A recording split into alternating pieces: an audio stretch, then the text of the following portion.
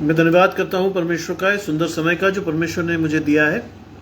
मैं विशेष धन्यवाद करता हूं आगरा मसीह मंडली परिवार, प्रभु में मेरे भाई अनुपम डेविड, अपनी भाभी शबनम डेविड जी का, जिन्होंने मौका मुझे दिया कि हम पवित्र शास्त्र में जाकर कुछ भेदों को समझ सकें और अपने जीवन को परमेश्वर को समर्पित कर सकें। आइए परमेश्वर के वचन में जाने से पूर्व परमेश्वर की महिमा के लिए कुछ गीतों को गाकर हम परमेश्वर की महिमा करेंगे।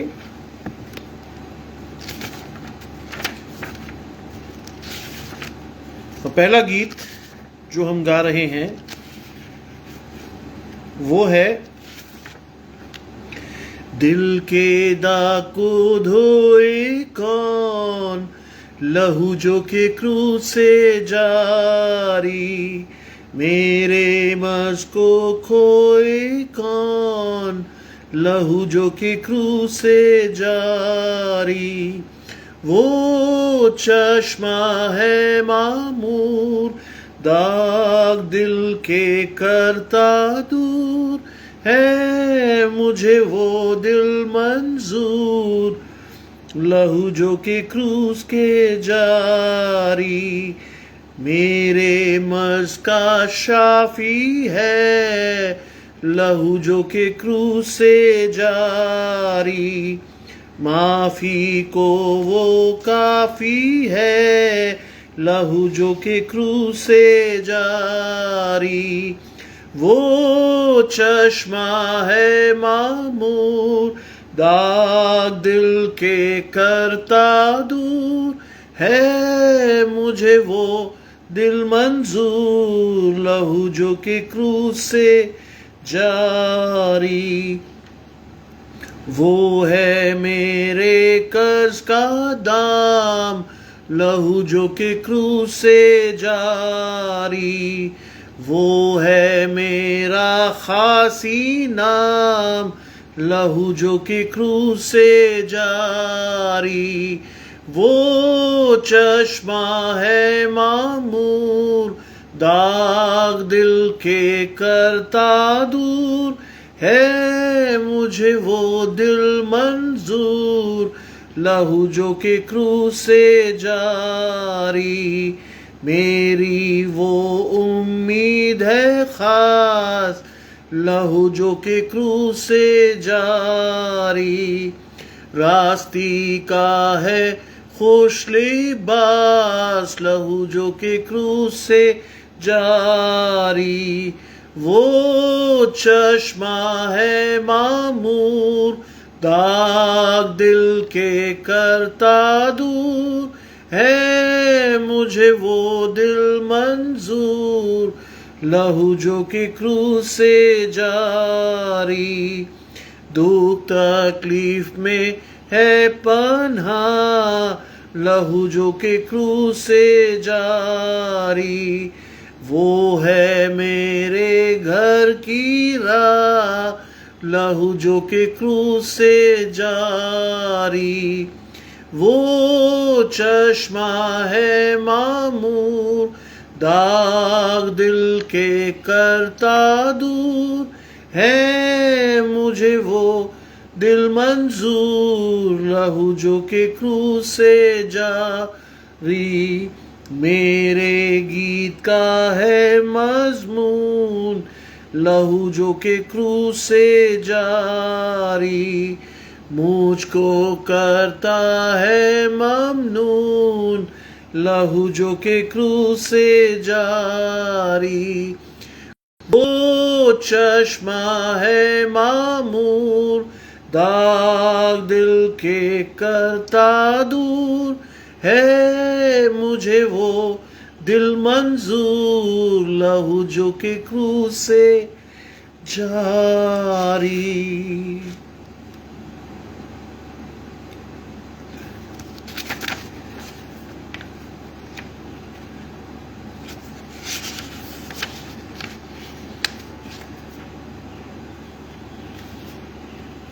एक और गीत से परमेश्वर की महिमा करेंगे।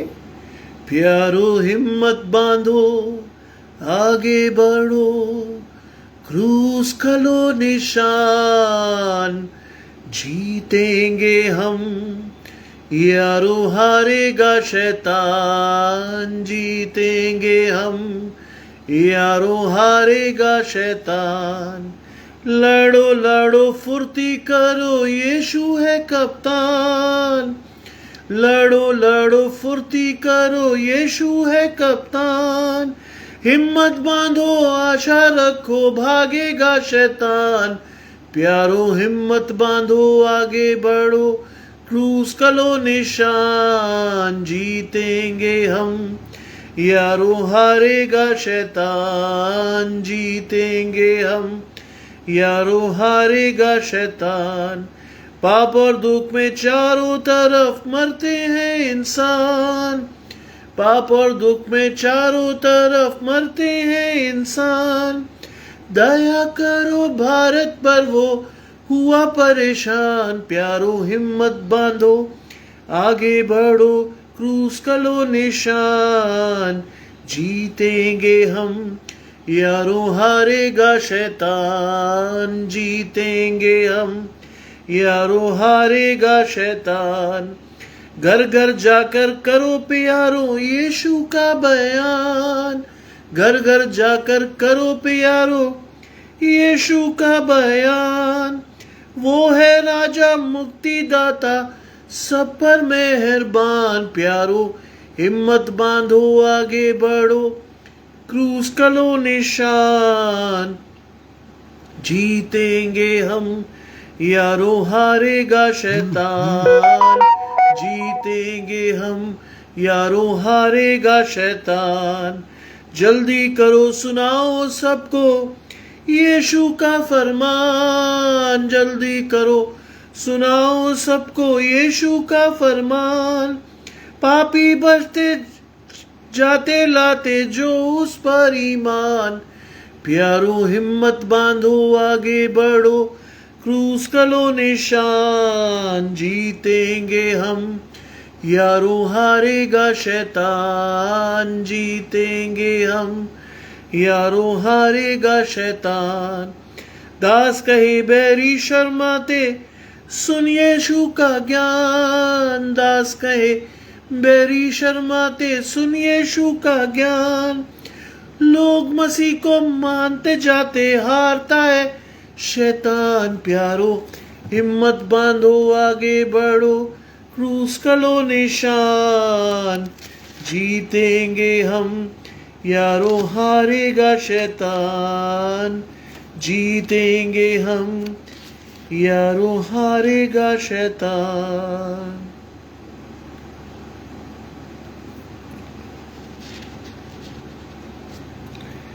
एक और गीत गाएंगे परमेश्वर के लिए। सुन आसमानी फौज शरीफ, रब की गाती है तारीफ। सुना अब जमीन पर हो खुशी बनी आदम को। आए सब कौमों खुशी से, गाओ साथ फरिश्तों के। सारी दुनिया का माबूद बैतलहम में है मौलूद। सुन आसमानी फौज शरीफ, रब की गाती है तारीफ। है बरहक मसीह मौद, खिलकत का वो है माबूद। अब मुकर्रर वक्त पर फर्जंद है कुंवारी का। है मुजस्सम इब्नुल्लाह, सिजदा करे खल्कुल्लाह। अब इमैनुएल ज़ीशान, है इंसानों में इंसान। सुन आसमानी फौज शरीफ, रब की गाती है तारीफ। हो मुबारक इब्नुल्लाह, ऐ सलामती के बादशाह। तू आफताब सदाकत का, चीज तो नूर है उम्मत का। तूने छोड़ी अपनी शान, ताहलाक ना हो इंसान। बशर नो पैदाइश के, वारिस बन जन्नत के। सोन आसमानी फौज शरीफ, रब की गाती है तारीफ।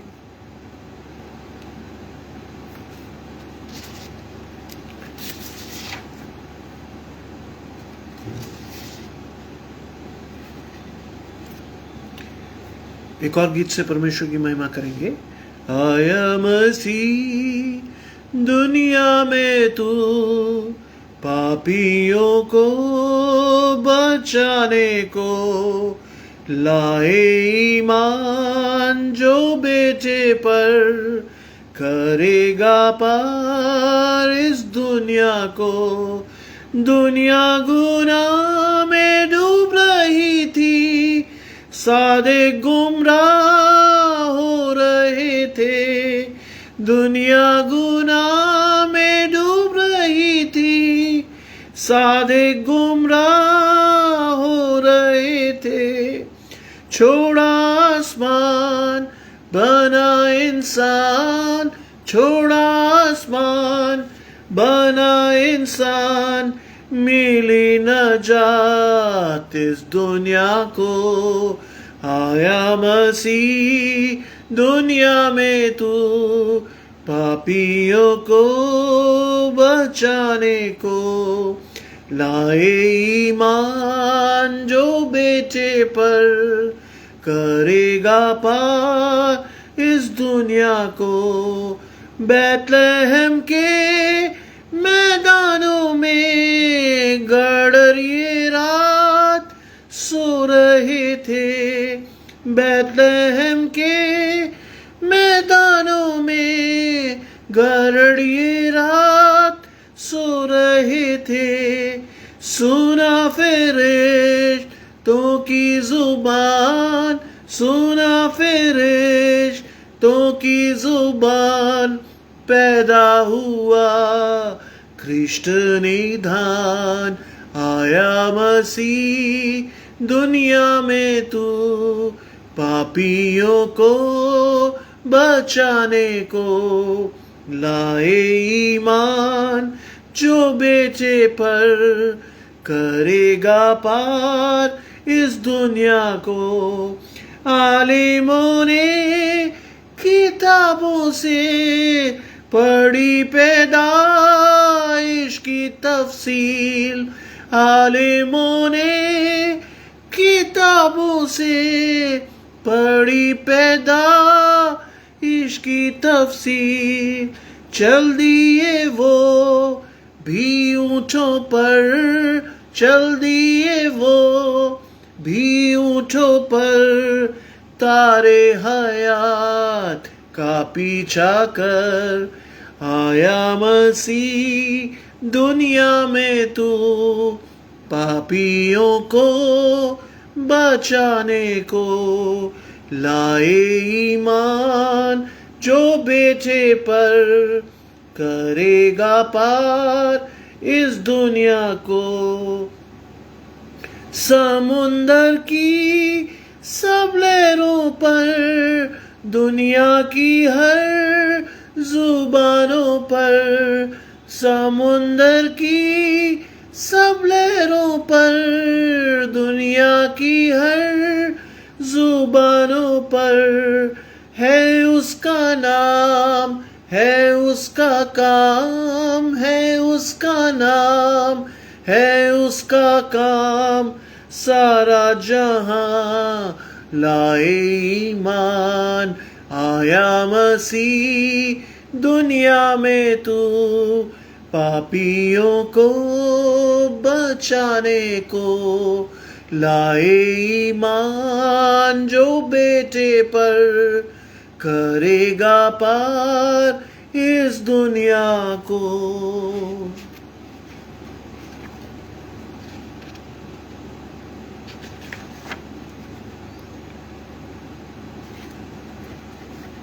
एक भजन से परमेश्वर की महिमा कर रहे हैं। जाओ जाओ हे मेरे चेलों, करो प्रेम प्रचार। जाओ जाओ, जब मेरी इंजील सुनावो, कुछ ना लीजो साथ। जब मेरी इंजील सुनावो, कुछ ना लीजो साथ। प्रेम रहे हृदय में हरदम, प्रेम रहे हृदय में हरदम, प्रेम ही है दरकार। जाओ जाओ हे मेरे चेलों, करो प्रेम प्रचार।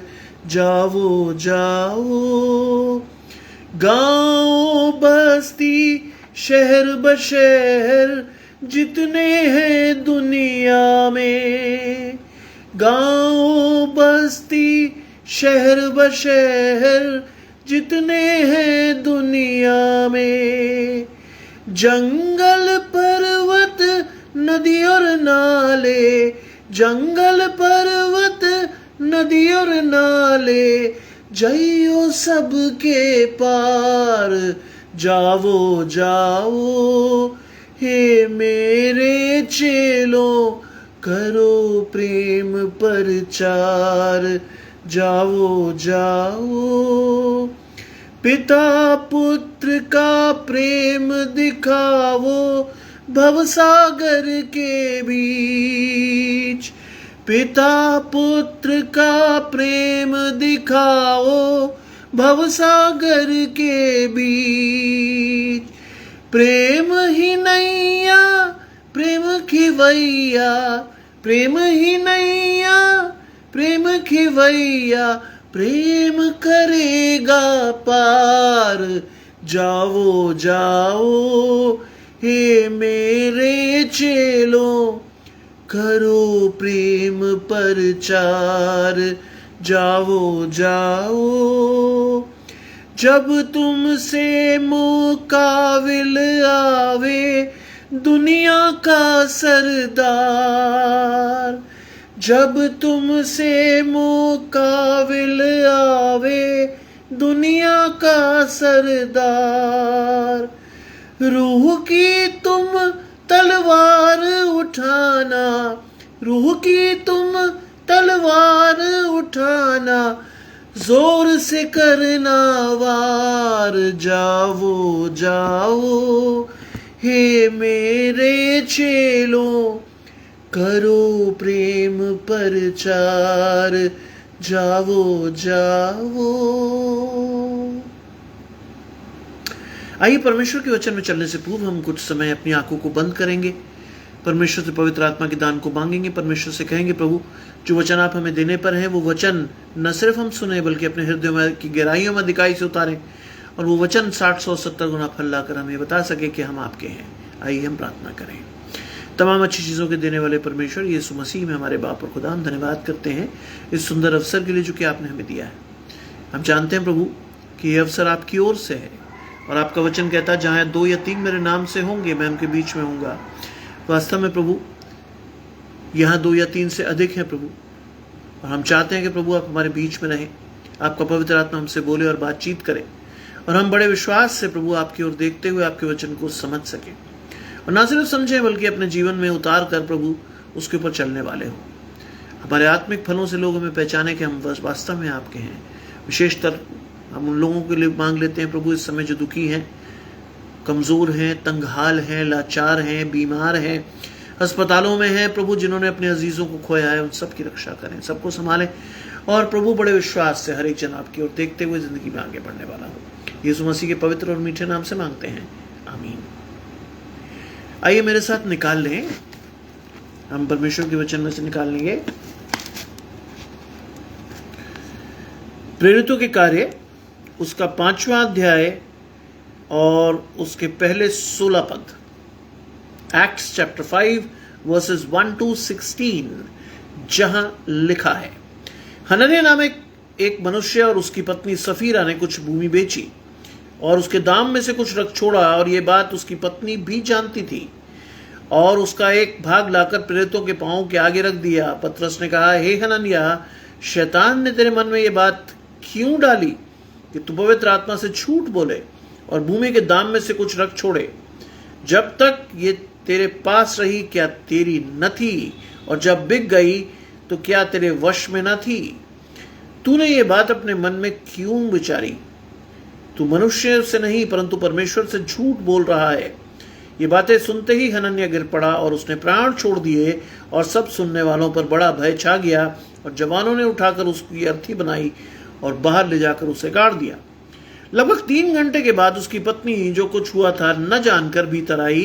तब पतरस ने उससे पूछा, मुझे बता, तुमने ये भूमि इतने में ही बेची थी? उसने कहा, हाँ, इतने में ही। पतरस ने उससे कहा, ये क्या बात है कि तुम दोनों ने प्रभु की आत्मा को की परीक्षा लेने के लिए एका किया?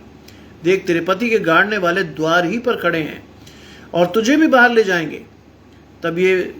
तब वो तुरंत उसके पांवों पर गिर पड़ी और प्राण छोड़ दिए, और जवानों ने भीतर आकर उसे मरा पाया और बाहर ले जाकर उसके पति के पास गाड़ दिया। सारी कलीसिया पर इन बातों को सुनने वालों पर बड़ा भय छा गया।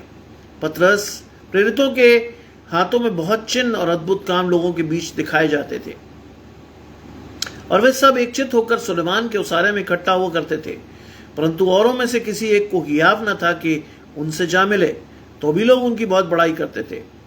विश्वास करने वाले बहुत से पुरुष और स्त्रियां प्रभु की कलीसिया में बड़ी संख्या में मिलते रहे, यहाँ तक कि लोग बीमारों को सड़कों पर ला कर खाटों और खटोलों पर लिटा देते थे कि जब पतरस आए और उसकी छाया ही उनमें से किसी एक पर पड़ जाए।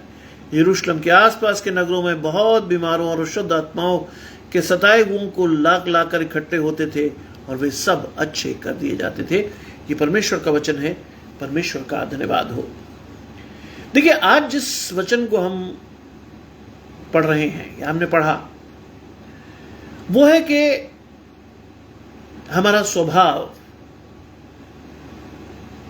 जो है वो शुरू से पाप में है। बाइबल भी हमें ये कहती है, सबने पाप किया और परमेश्वर की महिमा से रहित है।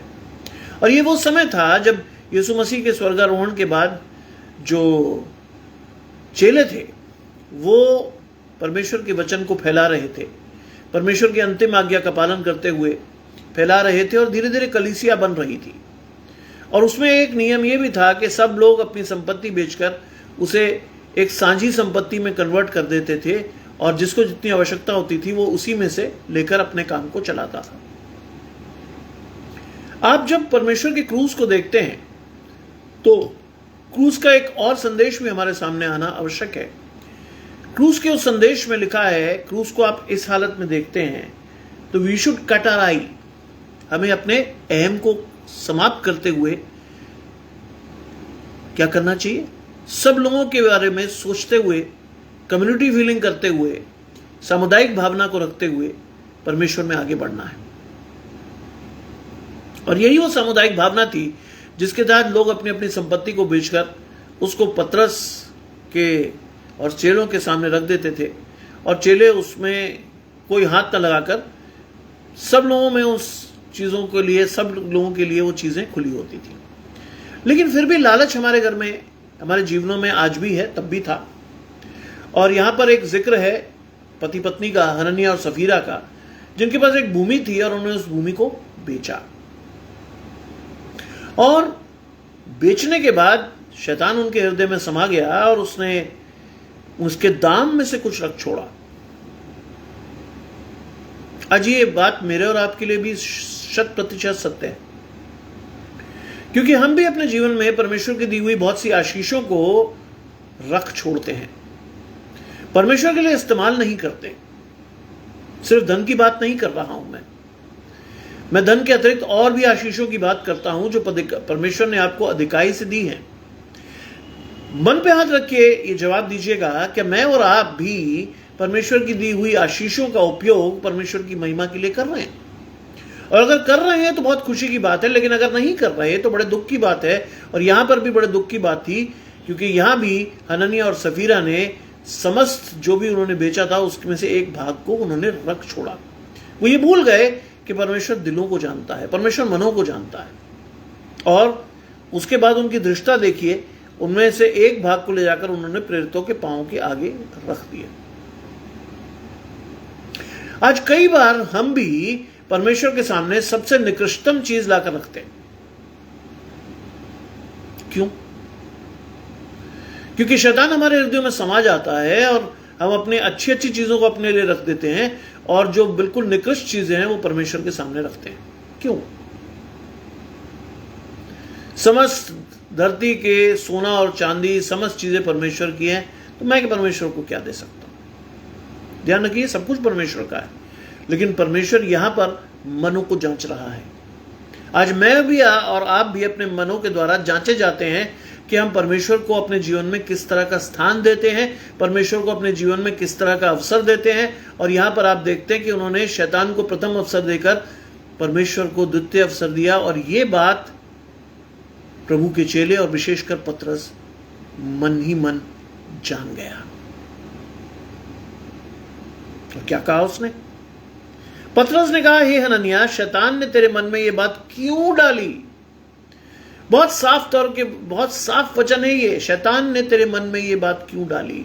आज शैतान बड़ी आसानी से हमारे जीवनों में क्रीप कर जाता है, बहुत आसानी से घुस जाता है, और शैतान हमारे मनों में ये बातें डालकर हमें परमेश्वर से दूर करता है, और कई बार बड़े लॉजिकली दूर करता है।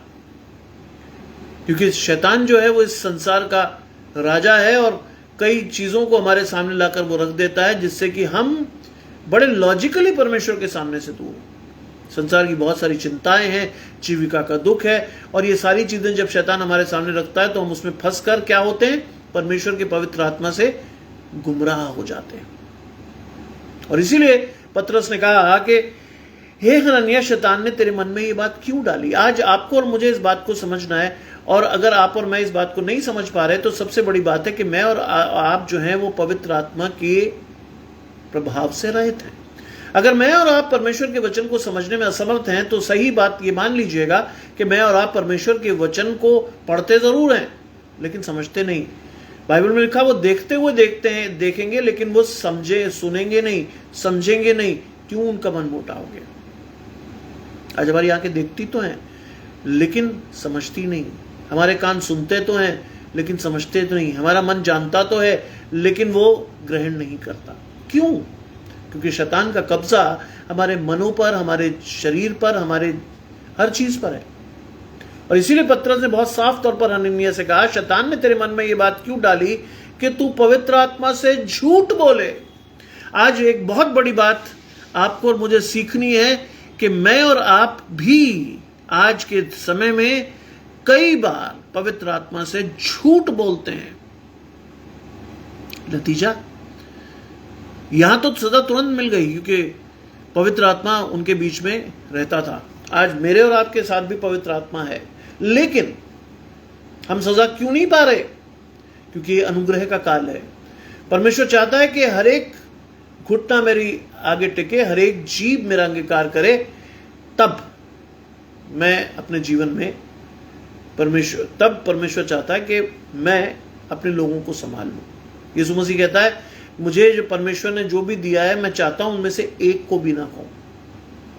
यीशु मसीह का बलिदान हमें सिखाता है कि परमेश्वर ने यीशु मसीह के द्वारा हम में से हर एक को खरीदा है, लेकिन फिर भी अगर हम क्या करते हैं, पवित्र आत्मा से झूठ बोल रहे हैं, तो हम परमेश्वर को छल रहे हैं। बाइबल में लिखा है कि जब तुम पवित्र आत्मा के विषय में कोई गुनाह करोगे तो वो कभी क्षमा नहीं होगा।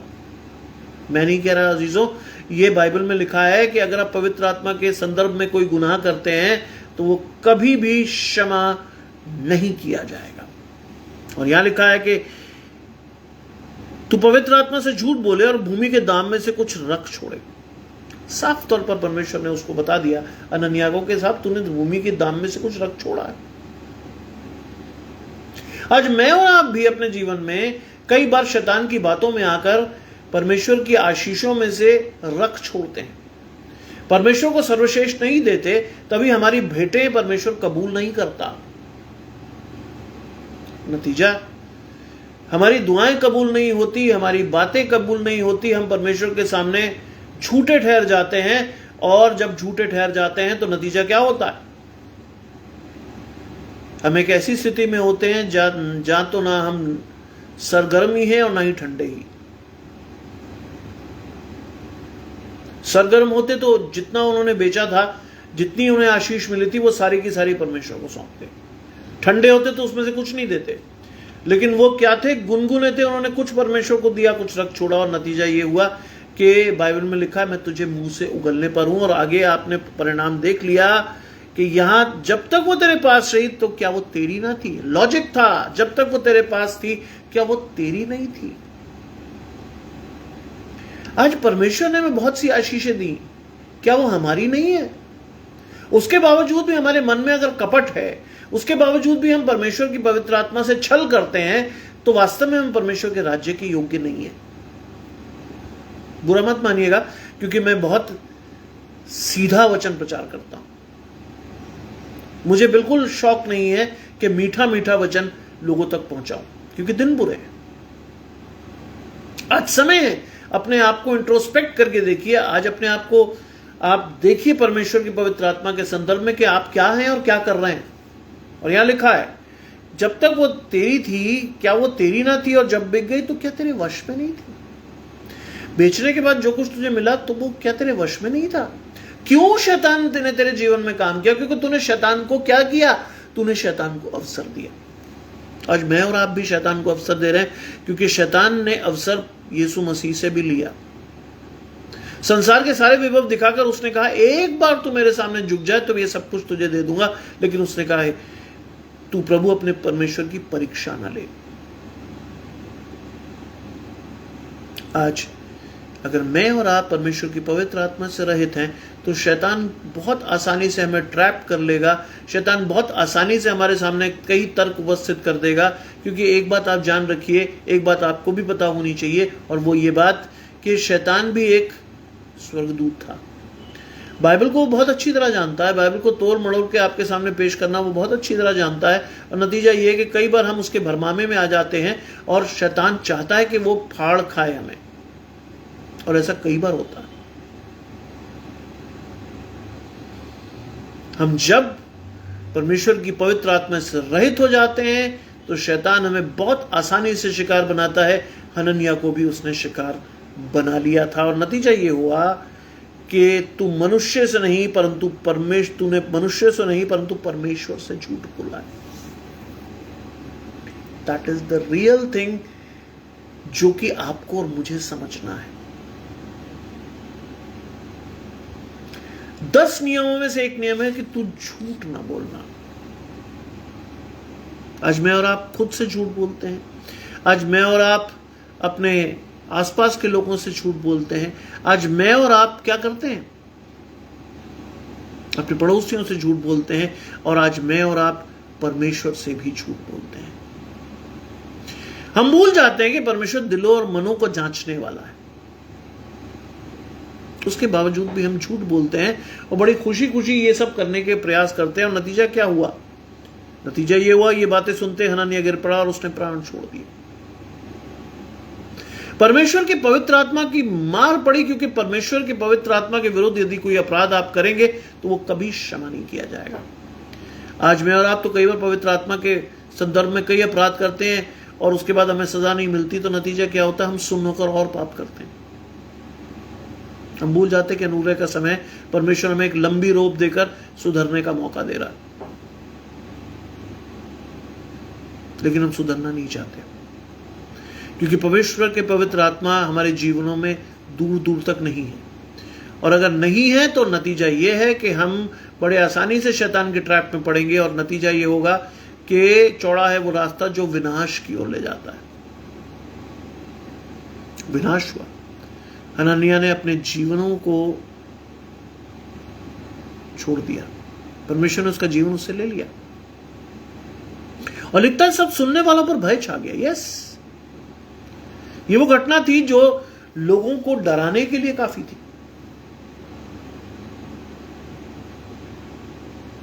आज कई बार परमेश्वर कई इंडिकेशन देकर हमें समझाने का प्रयास करता है कि तुम सही मार्ग पर नहीं हो, लेकिन मैं और आप उन इंडिकेशंस को कभी समझ नहीं पाते क्योंकि हमने पवित्र आत्मा को अपने जीवन का कंट्रोल दिया ही नहीं होता।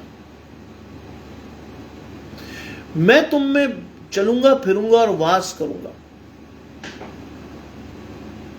परमेश्वर हमारे जीवनों में आने का प्रयास करता है, लेकिन परमेश्वर ने हमें एक फ्री विल दी है जो हमें सिखाती है कि हमें क्या चुनना है क्या नहीं। अगर आप परमेश्वर की पवित्र आत्मा को अधिकाई से चुनोगे तो आप देखोगे कि आपके जीवन में कितना बड़ा परिवर्तन होता है। संसार में बहुत सारी चीजें आपको टेम्प्ट कर सकती हैं, लेकिन परमेश्वर की दी हुई आशीषें इतनी बड़ी हैं कि उनके सामने ये सारी चीजें बौनी और छोटी हैं। कई बार हम स्वार्थी होकर, कई बार हम लालच में आकर ऐसी हरकतें करते हैं जो परमेश्वर को नहीं भाती। एक चीज और जिसको आपको और मुझे समझना है वो ये कि हम जिस तरह की हरकतें करते हैं और हमारे द्वारा कई नए विश्वासियों को हम चोट पहुंचाते हैं। हमसे कई लोग उम्मीद रखते हैं कि मसीह ऐसे होते हैं, लेकिन जब वो हमारी हालातों को, हमारी हरकतों को देखते हैं तो वो कानों पर हाथ लगा कर कहते हैं अगर ऐसे मसीह होते हैं तो इससे बेहतर है हम। नतीजा क्या हुआ? सुनने वालों पर बड़ा भय छा गया और जवानों ने उठाकर उसकी अर्थी बनाई और बाहर ले जाकर गाड़ दिया। वो फिनिश्ड, अर्थी बनाकर गाड़ दिया गया। कोई होप नहीं है उसके सामने, क्योंकि परमेश्वर की पवित्र आत्मा से झूठ बोला, उसके सामने कोई होप नहीं। और वो कहता है लगभग 3 घंटे के बाद उसकी पत्नी ने जो कुछ हुआ था न जानकर भीतर आई। सीधा इग्नोरेंस। शैतान हमें इग्नोरेंट भी कर देता। 3 घंटे तक उस मिस्त्री को यह पता ही नहीं चला कि उसके पति की मृत्यु हो गई। और वो उसी मुगालते में, उसी भ्रम में अपने जीवन में जीती रही। उसको लगा सब कुछ ठीक है। शैतान भी हमारे जीवनों में कई बार ऐसी चीजें करता है कि हमें लगता है सब कुछ ठीक है, लेकिन सब कुछ ठीक नहीं होता। ऊपर से हमें सब कुछ ठीक दिखाई देता है, लेकिन वास्तव में अंदर की स्थिति बहुत ही भयानक होती है जो हम नहीं देख पा रहे होते। और वही हाल सफीरा का भी था। 3 घंटे के बाद भी उसे कुछ नहीं मालूम था। वो भीतर आई और पतरस ने उससे कहा, मुझे बता, क्या तुमने ये भूमि इतने में ही बेची थी? अगेन पतरस ने उसके सामने एक प्रश्न किया और उसको एक मौका मिला कि वो अपनी भूल को सुधार सकती थी। उसको मौका मिला, वो अपनी भूल को सुधार सकती थी, लेकिन उसने नहीं सुधारा। क्योंकि बाइबल में लिखा उन्होंने एका किया था। उन्होंने एका किया था और ये बात वो बहुत अच्छी तरह से जानती थी कि जो कुछ उन्होंने किया है वो एक अपराध है। लेकिन उसके बावजूद भी शैतान ने इतनी डिटाई से उसके जीवन में काम किया था, तो उसके सामने जब अपॉर्चुनिटी आई तो पतरस ने पूछा, क्या मुझे बता, क्या तुमने ये भूमि इतने में ही बेची थी? एक बार परमेश्वर ने उसे मौका दिया कि भाई इतने में ही बेची थी तूने। मौका था परमेश्वर के सामने, वो सच बोल देती, बच जाती। एक अपॉर्चुनिटी थी, लेकिन नतीजा क्या था? शैतान ने पूरी तरह से अपने कब्जे में कर लिया था और उसने कहा इतने में ही। हम बड़ी ढिठाई से पाप करते हैं और पाप करने के बाद भी परमेश्वर के सामने खड़े होने का साहस भी रखते हैं। यह कमाल की बात है। हम पाप भी करते हैं और परमेश्वर के सामने खड़े होने का साहस भी रखते हैं। और सफीरा ने कहा, हां इतने में ही। The holy spirit gave her an opportunity to be save from that situation. वो पवित्र आत्मा उसको एक स्थिति में लाकर उससे बचाने का प्रयास कर रही थी, लेकिन शैतान ने उससे भी वही गुनाह करवाया। और नतीजा क्या हुआ? पतरस ने उससे कहा, ये क्या बात है कि तुम दोनों ने प्रभु की आत्मा को परीक्षा लेने के लिए एका किया? ये क्या बात है कि तुमने पवित्र आत्मा की परीक्षा लेने के लिए क्या किया? एका किया। आज मैं और आप किसी अच्छे काम के लिए इकट्ठे नहीं होते हैं। आज मैं और आप किसी गलत काम के लिए अगर एका होना करना चाहें तो हमें हजारों लोग हमारे साथ आ जाएंगे। क्यों? क्योंकि शैतान इस दुनिया का राजा है। शैतान हमारी बुद्धि को इस कदर फेर देता है कि हम बहुत जल्दी ऐसी जगहों में या ऐसी चीजों में एकता प्रदर्शित करते हैं। अच्छे कामों के लिए हमारे जीवन में एकता प्रदर्शित करने के लिए हमें 4 लोग भी नहीं मिलेंगे, हमें मिलेंगे ही नहीं लोग। लेकिन पतरस ने बहुत साफ तौर पर सफीरा से कहा कि तूने पवित्र आत्मा को क्या किया? ये क्या बात है कि तुम दोनों ने प्रभु की पवित्र आत्मा की परीक्षा लेने के लिए एका किया? आज मैं और आप भी एका कर लेते हैं परमेश्वर की पवित्र आत्मा की परीक्षा करने के लिए। मैं पहले ही बता चुका हूं, आप कुछ भी करें वो क्षमा हो जाएगा, लेकिन पवित्र आत्मा के विरुद्ध किया हुआ कोई भी पाप बाइबल के अनुसार क्षमा नहीं होगा। और लिखा है, देख तेरे पति को गाड़ने वाले द्वार ही पर खड़े। अब उसने सारी चीजें उस पर प्रकट की, उसकी इग्नोरेंस को खटाया, उसको बताना शुरू किया कि देख तेरे पति को गाड़ने वाले द्वार पर खड़े। आज हमें सब कुछ मालूम होता है, हमें परिणाम भी मालूम होता है, हमें सारी चीजें मालूम होती है, उसके बावजूद भी हम पाप करते हैं। बाइबल में लिखा, तुम परमेश्वर के वचन को जानते हो लेकिन फिर भी सुन्न होकर पाप करते हो। आज करते हैं हम पाप क्योंकि हमारे जीवन में पवित्र आत्मा के लिए कोई स्थान नहीं है, हम देना ही नहीं चाहते।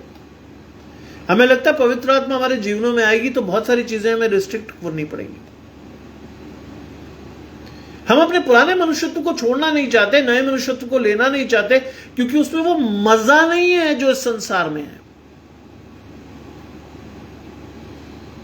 मेरे कई मित्रों ने मुझसे पूछा, क्या आप सिनेमा हॉल जाते हैं? शादी के बाद भाभी को आपने कितनी फिल्में दिखाई? मैं सोच में पड़ गया। मैंने उनसे कहा, देखो बुरा मत मानना, 23 वर्ष में हम शादी के बाद एक ही फिल्म देखने गए, और वो भी हमारे एक मित्र ने स्पॉन्सर की थी, उसने हमें टिकट दिया था, वो देखी। उसके बाद तो हमने कभी कोई फिल्म देखी नहीं, और जो देखी भी हमें टीवी पे दिख जाती थोड़ी बहुत, कभी भी चलते फिरते देख लेते हैं और उसको हम देख लेते हैं। बोले कभी सिनेमा हॉल गए ही नहीं थे इस साल में। मैंने कभी मौका ही नहीं आया, ना कभी टेम्पटेशन आई कि ऐसी कोई चीज देखने के लिए हम जाएं, क्योंकि परमेश्वर के वचन को पढ़ने के लिए यदि आपके पास समय नहीं तो सिनेमा देखने के लिए आपके पास बहुत बड़ा समय। यहां वो है जो बड़े बड़े एक्टर्स से भी बड़ा है।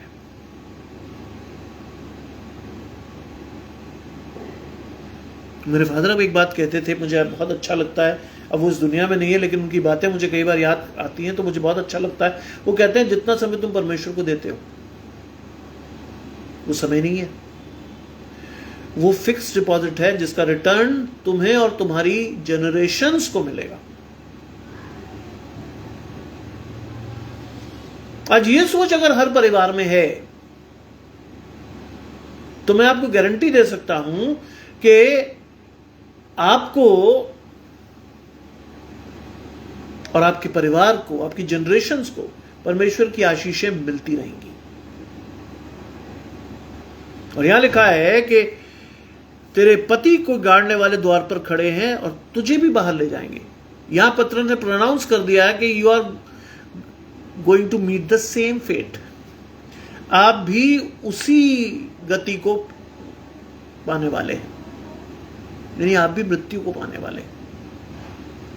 क्योंकि आपने कौन सा रास्ता अपनाया? चौड़ा, जो कहां ले गया आपको? विनाश की ओर। और आप विनाश के बिल्कुल कगार पे पहुंच गए क्योंकि आपने परमेश्वर की पवित्र आत्मा से झूठ बोल दिया। देख तेरे पति को गाड़ने वाले द्वार पर खड़े हैं और वो तुझे भी ले जाएंगे। और नतीजा ये हुआ, और वो तुरंत उसके पांव पर गिरी और प्राण छोड़ दिए। She was being punished immediately. आज यही फर्क है। आज मैं और आप तुरंत पनिशमेंट नहीं पाते, इसलिए हम परमेश्वर के भय को नहीं मानते, लेकिन मानना चाहिए, क्योंकि आपको अच्छी तरह से मालूम है कि न्याय के दिन में आपने जो भी कुछ किया है परमेश्वर उस सब का हिसाब आपसे लेगा। फिर क्या कहिएगा? आप ये नहीं कह सकते मुझसे धोखे से हो गया ना, धोखे से आपने किया नहीं, आपने जानबूझकर किया। आज समय है समझने का, इस बात को जानने का कि वास्तव में आप और मैं कर क्या रहे हैं। यहां एग्जाम्पल इसलिए दिया गया हनन्याह सफीरा का कि मैं और आप इस प्रैक्टिस को बहुत अच्छी तरह करते हैं और इसमें कई चीजें और ऐड कर देते हैं। उन्होंने तो बहुत सीधी सीधी बात की, उन्होंने कुछ रख छोड़ा। मैं और आप तो बहुत अजीब अजीब काम करने के बाद भी परमेश्वर से झूठ बोलने में बिल्कुल नहीं कतराते। और वो तुरंत उसके पांव में गिर पड़ी और प्राण छोड़ दिए, और जवानों ने भीतर आकर उसके मुरा पाया और बाहर ले जाकर उसके पति के पास कर दिया। She met the same fate as her husband. उसको उसी तरह क्या सब कुछ मिला जिस तरह के उसके पति को मिला था। और सारी कलीसिया में इन बातों को सुनने वालों पर बड़ा भय छा गया। सारी कलीसिया में भय छा गया। पीपल वर अफ्रेड, क्योंकि एक बहुत ही पुरानी बात है कि जब एग्जाम्पलरी पनिशमेंट किसी एक को मिल जाती है तो जो लोग पाप करते हैं उन्हें डर लगता है कि हमारा भी यही हाल होगा, इसलिए सुनने वालों पर भय छा गया। यहां लिखा है प्रेरितों के हाथों में बहुत से चिन्ह और अद्भुत काम लोगों के बीच दिखाए जाते थे। अब परमेश्वर प्रेरितों के द्वारा पवित्र आत्मा के सामर्थ्य से लोगों के बीच उन कामों को कर रहा था जिसको करने की शपथ यूहन्ना भविष्यद्वक्ता के समय में परमेश्वर ने यीशु मसीह के द्वारा खाई थी। क्या कहा था? मैं जाता हूं तुम्हारे लिए जगह तैयार करूं, लेकिन मैं तुम्हारे लिए क्या छोड़ जाता हूं? पवित्र आत्मा। एक सहायक के रूप में पवित्र आत्मा छोड़ जाता हूं। जो काम मैं करता हूं, यदि तुम पवित्र आत्मा के साथ अपने आप को जोड़ोगे तो तुम इससे बड़े बड़े काम कर सकोगे। और नतीजा यह हुआ कि प्रेरितों के हाथ से बहुत चिन्ह और अद्भुत काम लोगों के बीच दिखाए जाते थे। यह है वो शाश्वत सच्चाई जो कि परमेश्वर ने प्रेरितों के द्वारा लोगों तक पहुंचाई। क्योंकि प्रेरितों के काम वास्तव में वो पुस्तक है जहां आप कलीसिया की फॉर्मेशन को देखते हैं। आप देखते हैं किस तरह से कलीसिया परमेश्वर के द्वारा दृढ़ की गई, कैसे कलीसिया बनी और किस तरह से परमेश्वर ने अपने कामों को लोगों तक पहुंचाया। और लिखा है कि वो सब एक चित होकर सुलेमान के ओसारे में इकट्ठा हुआ करते थे। कल मैंने सुलेमान के ओसारे का जिक्र किया था, जहां एक जन्म के लंगड़े को पतरस और यूहन्ना ने ठीक किया था।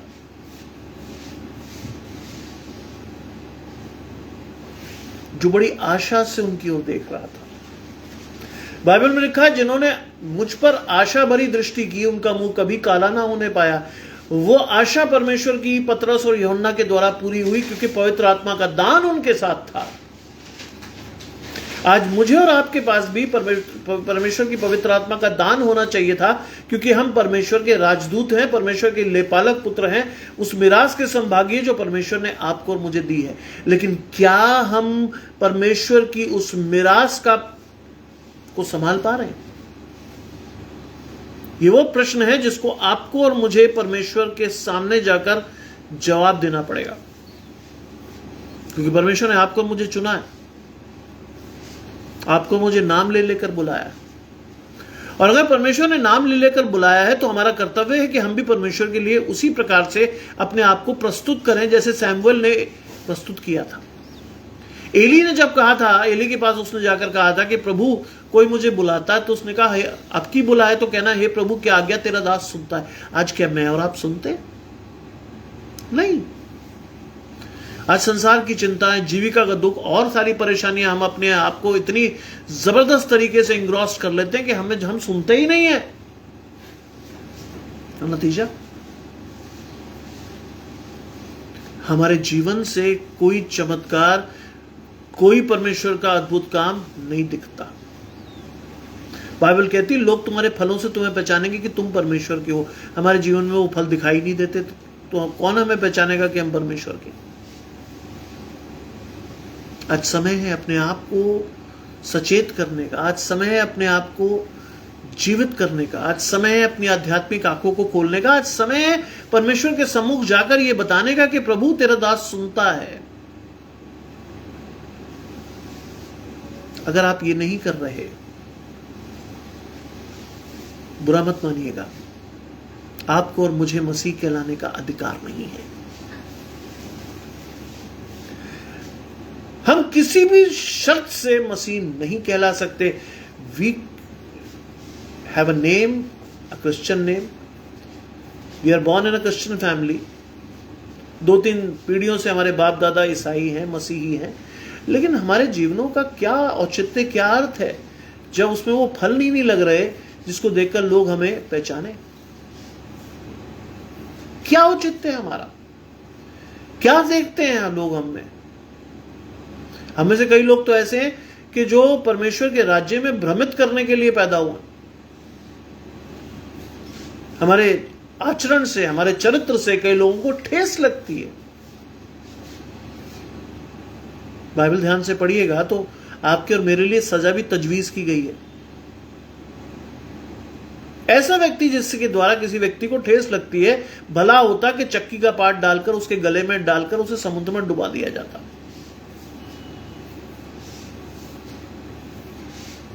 और शैतान मेरे और आपके जीवन को पूरी तरह से नियंत्रित किए हुए है। आज नहीं चाहता शैतान कि मैं और आप उसके पंजे से, उसके हाथ से निकलकर परमेश्वर के हाथ को पकड़ें। आज नहीं चाहता शैतान। आज नहीं चाहता शैतान कि हम अपने जीवन में परमेश्वर को सर्व प्रमुख रखें। शैतान हमारे जीवनों को इस कदर उलझा देता है कि हम परमेश्वर का नाम लेना भूल जाते हैं। शैतान हमारे जीवनों को इस कदर गुमराह कर देता है कि हमारे जीवनों में से बाइबल और पवित्र शास्त्र और पवित्र आत्मा दूर दूर तक दिखाई नहीं देते। आज समय है जागने का, चेतने का, अपने आप को परमेश्वर की ओर फेरने का। इसीलिए यह अनुग्रह का समय आपको और मुझे दिया गया है कि मैं और आप प्रभु की ओर फिरें। और अगर मैं और आप प्रभु की ओर नहीं फिर रहे तो बहुत दुख की बात है, क्योंकि परमेश्वर नहीं चाहता कि हम में से एक को भी खोए, लेकिन मजबूरन से खोना पड़ेगा। क्योंकि मैं और आप वचन के होते हुए भी ना उसे पढ़ते हैं, ना समझते हैं, ना जानते हैं, और उसके प्रकाश में अपने जीवन को सुधारने का प्रयास तो कतई नहीं करते। नतीजा, वो सब एक चित्त होकर सुलेमान के ओसारे में इकट्ठा हुआ करते। एक चित्त, बाइबल में लिखा है कि एक चित्त, एक ही मनसा रखते हुए परमेश्वर के सम्मुख जाओ। हमारे तो चित्त ही अलग अलग है। परिवार में 4 लोग हैं, 4 के अलग अलग डायरेक्शन है। मोबाइल ने हमारे जीवन में इस कदर रेवोल्यूशन ला दिया है कि हम और आप तो बिना मोबाइल के सांस भी नहीं ले सकते। मोबाइल ने हमारे जीवन को इतना उलझा दिया है कि जो समय हमें बाइबल को देना चाहिए था वो हम फिल्मी रील्स बनाकर देते हैं, तरह तरह के गाने गा कर देते हैं, दिखाने का प्रयास करते हैं। कोई मुझे कमजोर ना समझ ले, कोई मुझे कमजोर या बैकवर्ड ना समझ ले। बाइबल में लिखा प्रभु उन पर हंसेगा, और आज वास्तव में प्रभु हम पर हंस रहा है। हम शैतान के चुंगल में आकर बड़े स्वीटली अपने आप को बर्बाद कर रहे हैं, और बाइबल कहती है प्रभु हम पर हंसेगा, और हंस रहा है। क्योंकि भजन में वो कहता है कि जब तू बेडौल था तब से मैं तुझे जानता हूं, मैंने तुझे नाम ले लेकर बुलाया। परमेश्वर ने तो बुला लिया, लेकिन आप और मैं परमेश्वर के लिए क्या कर पा रहे हैं? कुछ नहीं, 0। लेकिन लिखा है परंतु औरों में किसी को हियाव नहीं था कि उनसे जा मिले। परमेश्वर के पवित्र आत्मा से वो इतना घबरा गए थे, उनमें हियाव नहीं था कि वो उनसे मिले, क्योंकि जानते थे वो पवित्र जन है। आज मुझे और आपको लोग बिल्कुल निंदक समझते हैं, बेकार समझते हैं, किसी काम का नहीं समझते। हमसे बात करने का हियाव होता है, लोग तुम्हें गालियां भी दे जाते हैं। क्यों होता है उनको ऐसा? क्योंकि उन्हें मालूम है हमसे भी गया गुजरा आदमी। क्या है हमारे जीवन में आत्मिक फल जो दिखा रहे हैं हम उसको? हम दिखाई नहीं पा रहे कुछ, तो वो जानता हमसे भी गया गुजरा आदमी, 4 गाली दे के निकल जाता आदमी। लेकिन पतरस और यूहन्ना और उनके चेलों के सामने किसी का हियाव नहीं होता था कि उनसे मिले। अगली चीज, तो भी वो उनकी बड़ाई करते थे। आज अपने आप को इन पैरामीटर्स पे खड़े होकर देखिए, क्या आपकी और मेरी बड़ाई होती है? क्या लोग आपकी और मेरी बड़ाई करते कि परमेश्वर का जन है? या मेरा नाम आते ही लोग कानों पे हाथ लगाते हैं, किसका नाम आ गया? ये आपको और मुझे सोचना है, क्योंकि परमेश्वर ने आपको और मुझे चुनने की स्वतंत्रता दी है। परमेश्वर ने आपको और मुझे मैकेनिकल नहीं बनाया है। You have to see yourself कि which is the right path for your life. आपके और मेरे जीवन के लिए सही मार्ग क्या है, आपको और मुझे देखना है। और सही मार्ग चुनने के लिए पवित्र आत्मा का मार्गदर्शन होना बहुत जरूरी है। जब तक आप और मैं पवित्र आत्मा के साथ अपने आप को जोड़ेंगे नहीं, तब तक हमें रास्ता ना तो दिखेगा ना समझेगा। और उसके अलावा एक और चीज जो हमें अपने परिवार के लिए मांगते रहना चाहिए, बुद्धि जो सब चीजों का मूल है। आज मैं और अपने बच्चे की नौकरी मांगते, मैं और अपने बच्चे की शादी मांगते, मैं और अपने बच्चे के लिए तरह तरह की सुख सुविधाएं मांगते, लेकिन मैं और आप कभी बच्चे के लिए बुद्धि नहीं मांगते। बाइबल कहती बुद्धि सब चीजों का मूल है। वो तो मैं मांग ही नहीं रहे, हम तो फल पकड़ रहे हैं। ये भी मिल जाए, वो भी दे दे, फलाना भी कर दे, ढिकाना भी दे दे, लेकिन बुद्धि नहीं मांग रहे।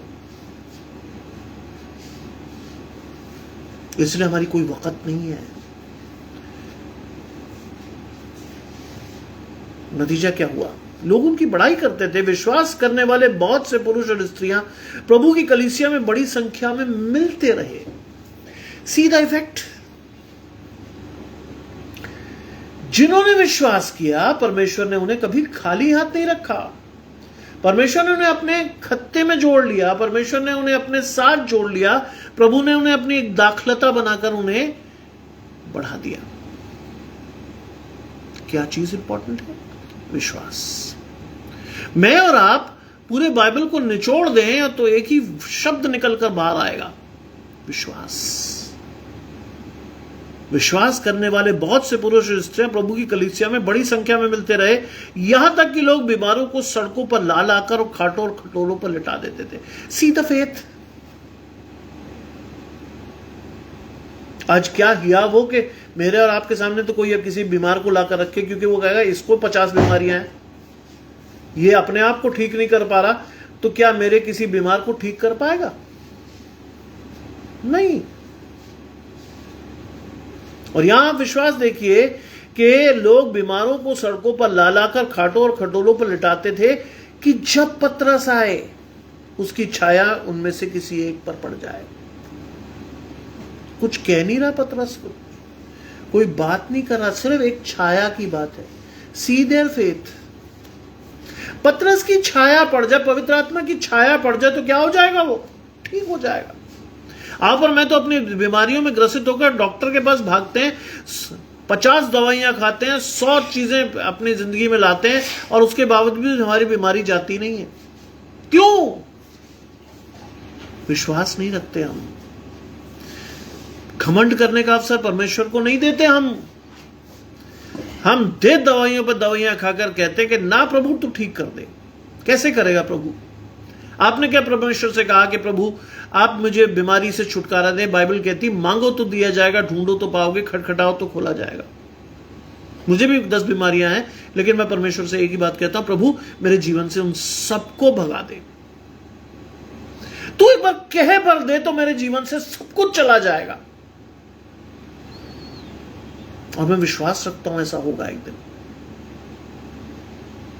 परमेश्वर का समय जिस दिन मेरे जीवन में आएगा, उस दिन मेरी एक एक बीमारी परमेश्वर के सामने से, मेरे सामने से जाती रहेगी। एक बार मांगिए तो सही। हम और आप तो मांगने में भी शर्मा जाते हैं, हम और आप मांगने में भी आलस कर जाते हैं। शैतान हमसे कहता है होगा नहीं करेगा ठीक, और मैं और आप कहते हैं डॉक्टर बड़ा है, परमेश्वर नहीं। मैं आपको एक छोटा सा एग्जाम्पल देता हूं। मेरे पिता एक पुलिस अधिकारी थे, उनके साथ एक उनके जूनियर ऑफिसर थे, साउथ इंडियन थे, लेकिन उनका फेथ बड़ा जबरदस्त था, उनका विश्वास बहुत जबरदस्त था। उनके बच्चे को जॉन्डिस हुई और वो यहां तक मरने की स्थिति में आ गया। वो पेंटिकॉस्टल थे, वो उसे एक चर्च में ले गए और उन्होंने रात दिन कम से कम 3 दिन प्रार्थना की और उसके बाद उन्होंने कहा परमेश्वर तू इसे ठीक करके भेजेगा। और वो अपने बच्चे को वहां 1 दिन के लिए छोड़ आए।